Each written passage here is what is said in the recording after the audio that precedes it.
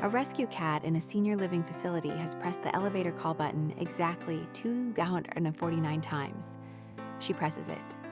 Doors open. She sits, never enters, never moves. The doors close. She walks away. Next day, same button, same spot, same refusal.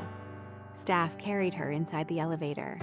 She screamed until they let her out. They blocked the button. She sat beside their hand until they moved it. A resident tried to pick her up when doors opened.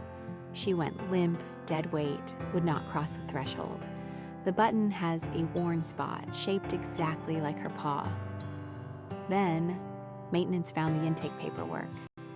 She came from a fourth-floor apartment. Owner had died. Neighbors heard her crying for 6 days.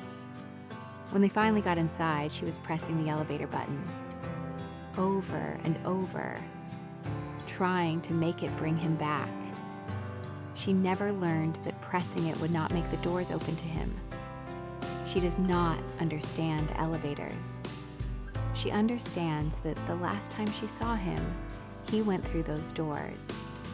And if she presses it enough times, maybe this time he will come back through.